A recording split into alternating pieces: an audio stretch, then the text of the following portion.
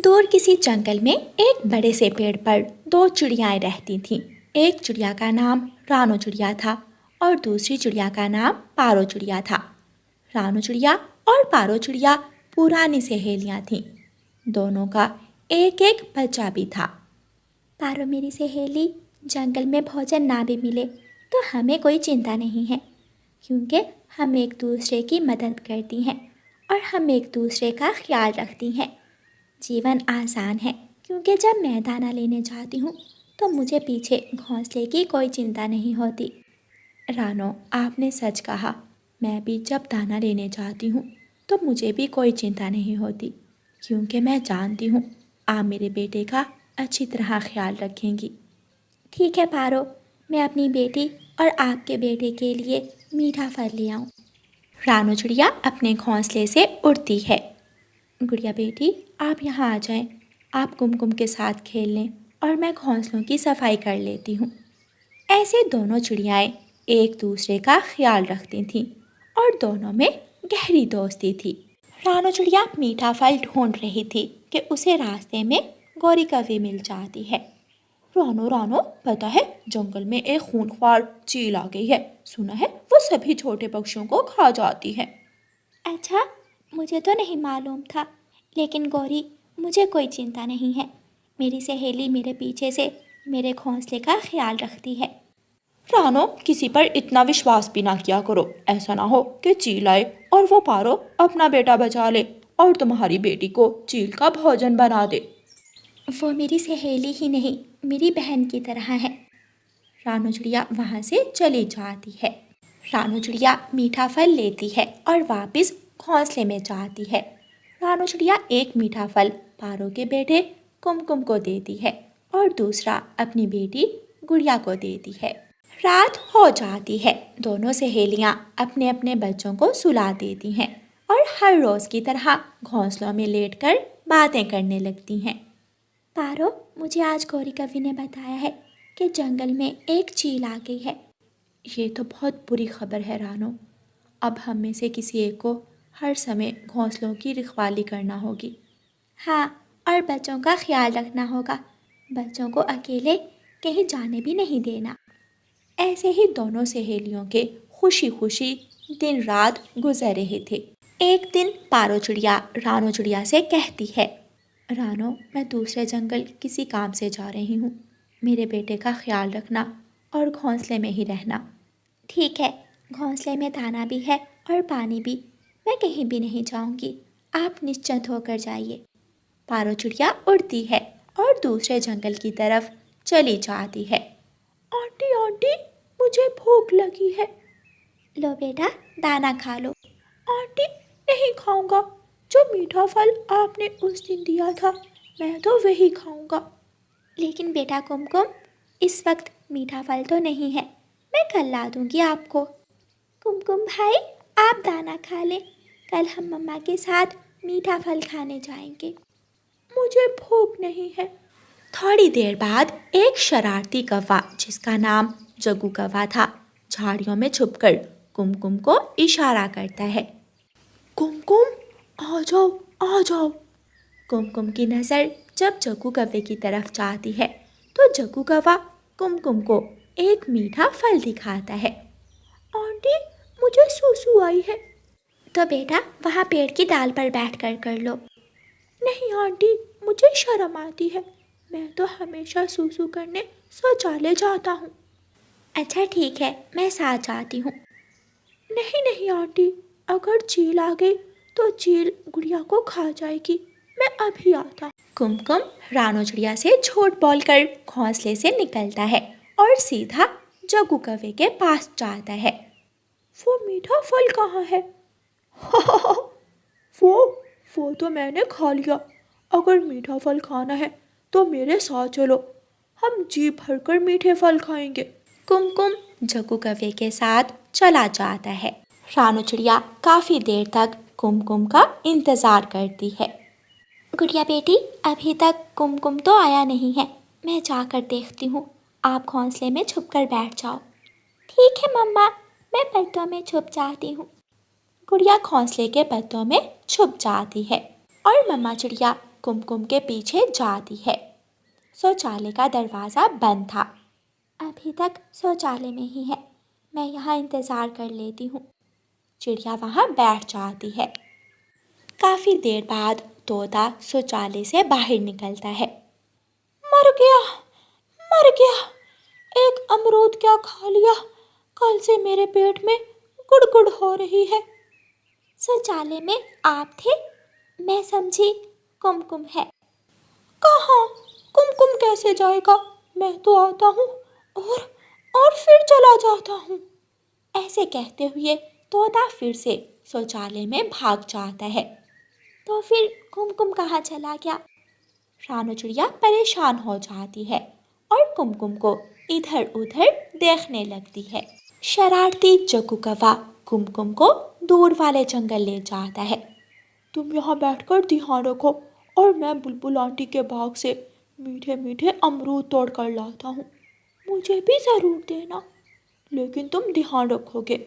जग्गू बुलबुल के बाग में जाता है और वहाँ से जी भरकर अमरूद खाता है।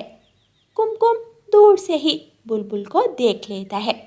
जग्गू, जग्गू, बुलबुल आंटी आ गई है। बुलबुल का सुनकर जग्गू दूसरी तरफ भाग जाता है और एक तरफ कुमकुम भाग जाता है। जग्गू कौवे को तो रास्तों का अच्छी तरह मालूम था, इसलिए वो तो शॉर्टकट रास्ते से अपने घर पहुंच जाता है। लेकिन कुमकुम बेचारा रास्ता भूलकर बांसों वाले जंगल चला जाता है। वो एक बांस में छुपकर बैठ जाता है। मम्मा, मम्मा, मुझे डर लग रहा है। मैं क्यों जग्गू कौवे के साथ आया? मैंने गलती की, बहुत बड़ी गलती की। मैंने जग्गू के साथ आकर बहुत बड़ी गलती की। रानू चिड़िया थक हार कर वापिस घोंसलों की तरफ उड़ती है। मम्मा, मम्मा, मैं बुलबुल के बाग में गया था दूसरे जंगल अमरूद खाने।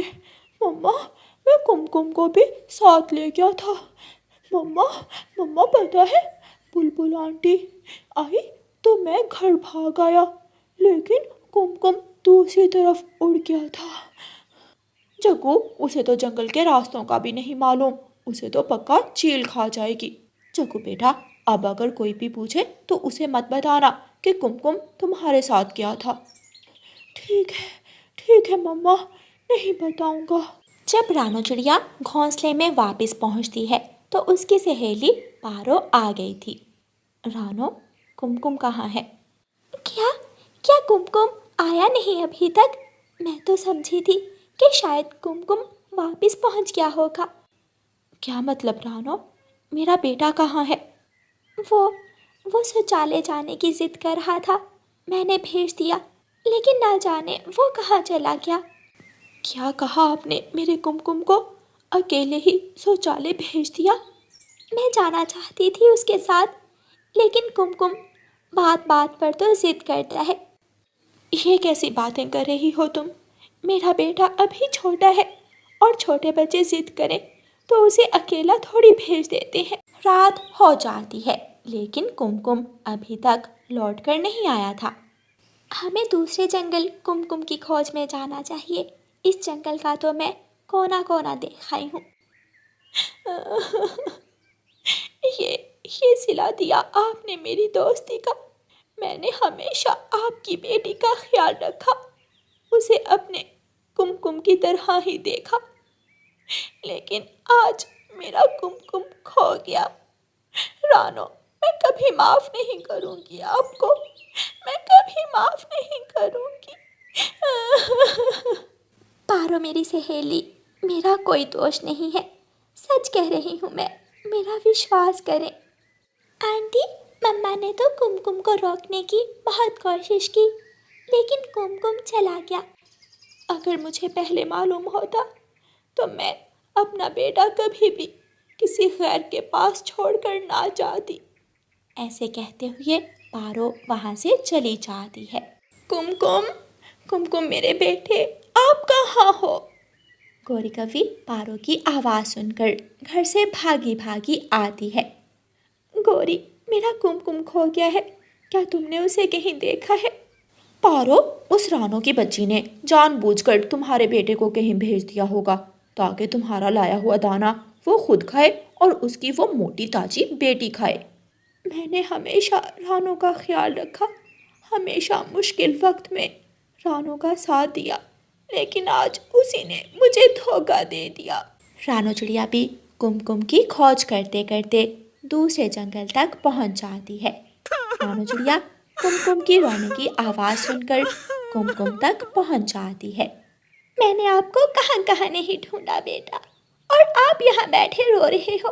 चलो मेरे साथ घर चलो। रानो चिड़िया कुमकुम को सुरक्षित घोंसले में ले आती है। पारो चिड़िया अपने बेटे को देखकर उसे गले लगा लेती है और खुश हो जाती है। मम्मा मम्मा, मैं जग्गू कौवे के साथ अमरूद खाने गया था। जब बुलबुल आंटी आई, जग्गू तो वहाँ से भाग गया, लेकिन मैं रास्ता भूलकर बांसों वाले जंगल चला गया। चलो गुड़िया बेटी, कुमकुम मिल गया, हम अपने घोंसले में जाएं। यहाँ कौन है हमारा? पारो अपनी सहेली का पंख पकड़ लेती है और रोने लग जाती है। रानो, मुझे माफ़ कर दो, मैं शर्मिंदा हूँ। मैंने आप पर शक किया, बहुत कुछ गुस्से में कहा मैंने आपको, मुझे माफ़ कर दें। कल हम सबको मीठा फल लाकर खिलाना होगा, फिर बात होगी। फिर वो सब हंसने लग जाते हैं। प्यारे दोस्तों, इस कहानी को लाइक, अपने दोस्तों के साथ शेयर और चैनल को सब्सक्राइब करना बिल्कुल मत भूलना। आपका धन्यवाद। जंगल में पूर्व की तरफ से आने वाली ठंडी हवाएं बारिश का संकेत दे रही थीं। बारिश का इंतज़ार तो सभी पक्षियों को था, मगर पक्षी डरे हुए भी थे, क्योंकि हर बार बारिश के दिनों में उनके घर टूट जाते। गुड़िया बेटी, आ मेरे साथ आओ, हम जंगल से लकड़ियाँ लाएंगे और घर को मजबूत कर लेंगे। मम्मा, मैं गाय को घास डालकर अभी आती हूँ। गुड़िया अपनी गाय को घास डाल रही थी कि रोज की तरह गोरी कौवी वहाँ आ जाती है। छोटी चिड़िया, मैंने कल भी कहा था तुमसे, अपनी गाय को यहाँ मत बांधा करो, मुझे गोबर की बू आती है। आंटी कौवी, गाय के गोबर से अगर आपको बू आती है तो मीठा दूध भी गाय ही देती है। आप गाय का दूध तो बहुत शौक से पीती हैं। जाकर अपनी माँ को बता दो, अगर दोबारा मुझे तेरी गाय के गोबर की बू आई तो मैं डंडे से तेरी गाय को मार दूंगी। गुस्से में गोरी कौवी वहाँ से चली जाती है। रानो चिड़िया और उसकी बेटी लकड़ियाँ लेने जंगल चली जाती हैं। मम्मा, यहाँ तो कोई सूखी लकड़ी नहीं है, अब हम क्या करेंगे? गुड़िया बेटी, जब मैं छोटी थी तो आपकी नानो मिट्टी और गोबर से घर बनाया करती थी। क्यों ना इस बार हम भी मिट्टी और गाय के गोबर से घर बना लें। और गोरी आंटी को कौन समझाएगा, वो तो पहले ही बहुत गुस्सा होती हैं। अगर उसे गोबर की बू आई तो वो हमारे बने बनाए घर को ही गिरा देगी। नहीं गुड़िया बेटी, जब घर सूख जाएगा तो किसी को भी गोबर की बू नहीं आएगी। वो घर बहुत शानदार होगा और मजबूत भी। मम्मा, मैं नानो को बुला कर लाती हूँ और हम गोबर और मिट्टी से घर बना लेती हैं। ठीक है गुड़िया बेटी, मैं सूखा घास लेकर घर जा रही हूँ, आप अपनी नानो को बुला कर ले आओ। फिर गुड़िया अपनी नानो को लेने चली जाती है। नानो नानो, मम्मा ने मुझे भेजा है। नानो, आप हमें मिट्टी और गोबर से घर बना दें। गुड़िया बेटी, मिट्टी और गोबर से बना हुआ घर बहुत मजबूत होगा। फिर गुड़िया की नानो गुड़िया के साथ जाती है। गुड़िया की नानो मिट्टी और गोबर से घर बनाना शुरू करती है। गुड़िया अपनी नानो को सूखा घास देती है और मम्मा चिड़िया लकड़ियों को कुल्हाड़ी से छोटी करती है। वो सारा दिन काम करती हैं। कालू, वो छोटी चिड़िया तो आज कोई नया ही काम कर रही है। वो गोबर और मिट्टी से अपना घर बना रही है। जब बारिश शुरू होगी तो एक ही बार में बह जाएगा चिड़िया का मिट्टी का घर। चिड़िया का घर बन जाता है। अब चिड़िया बहुत खुश थी। दूसरे दिन गुड़िया की नानो गुड़िया के लिए बेसन के लड्डू बना रही थी कि बारिश शुरू हो जाती है। गुड़िया बेटी, अब हमें कोई चिंता नहीं है, हमारा घर बहुत मजबूत है। मम्मा, इस बार मैं बारिश को आराम से बैठकर देख सकूंगी। गुड़िया, उसकी नानो और उसकी मम्मा घर में मजे कर रही थीं और उनकी गाय पेड़ के नीचे आराम से खड़ी थी। तेज बारिश की वजह से गौरी के घर की छत से पानी टपकने लगता है। कालू, ये छाता लो और घर की छत पर बैठ जाओ और बारिश के पानी को घर में आने से रोको। गौरी, ये बहुत मुश्किल है, मुझसे नहीं हो पाएगा। ये तो अब करना ही होगा, वरना सारा घर पानी से भर जाएगा। फिर कालू कौवा छाता लेता है और घर की छत पर बैठकर बारिश के पानी को रोकने लगता है। थोड़ी देर बाद कालू कौवा थक जाता है। गौरी, मैं बहुत थक गया हूँ। छत का सुराख बहुत बड़ा है, किसी वक्त भी घर गिर सकता है। हमें कहीं और जाना होगा। कालू, वो चिड़िया तो अब कभी भी हमें अपने मिट्टी और गोबर के घर में नहीं आने देगी। अब हम कहाँ जाएं? हम कबूतर के पास चले जाते हैं। कबूतर का घर अभी तक टिका हुआ है। प्यारे दोस्तों, रानो चिड़िया की ऐसी कहानियाँ सुनने के लिए YouTube सर्च बार में रानो चिड़िया की कहानी लिखें या फिर ये बटन दबाकर बोलकर कहें रानो चिड़िया की कहानी। फिर गौरी और कालू कौवा कबूतर के घर चले जाते हैं, जहाँ कौवी और कौवा बारिश में इधर उधर भीग रहे थे। वही चिड़िया अपने सुंदर से मिट्टी और गोबर के घर में आराम से बैठी हुई थी। कौवी और कौवे, मेरा घर है तो बहुत कमजोर, मगर मैं तुम्हें मना नहीं करूँगा। अंदर आ जाओ। कबूतर दोनों को अपने घर में ले जाता है। कबूतर, ये घर तो पहले ही हवा से हिल रहा है। ऐसा ना हो कि हम सब घर के नीचे ही दबकर मर जाएं। आराम से एक जगह बैठ जाओ, ज्यादा इधर उधर मत जाओ। कबूतर भैया, भूख बहुत लगी हुई है, कुछ खाने को मिलेगा क्या? मेरे पास ये एक दाना ही है, ये तुम खा लो। कबूतर वो दाना गौरी के सामने रखता है तो कालू कौवा उठाकर खा लेता है। मैं भी बहुत भूखा था। गंदी नीयत वाले, तुमने मेरा दाना खाया, मैं छोड़ूंगी नहीं तुझे। गौरी कौवी कालू के पीछे भागती है। रुक जाओ गौरी, घर बहुत कमजोर है, ये टूट जाएगा। मगर कौवा और कौवी तो आपस में लड़ाई शुरू कर देते हैं। एक धड़म की आवाज आती है और कबूतर का घर पेड़ से नीचे गिर जाता है। लो, टूट गया।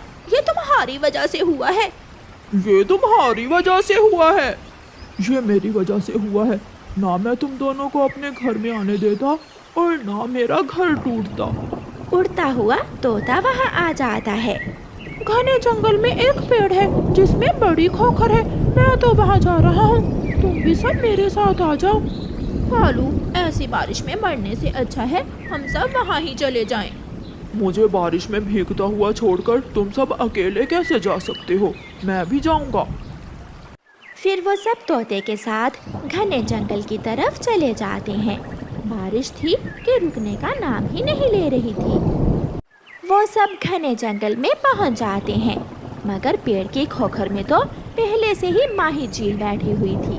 पक्षियों, क्या यहाँ आश्रय लेने आए हो? मिलेगा, तुम्हें आश्रय जरूर मिलेगा, मगर पहले तुम में से एक को मेरा भोजन बनना होगा। चील दी, ऐसे मत करें, हमें भी इस पेड़ की खोखर में बैठ लेने दें।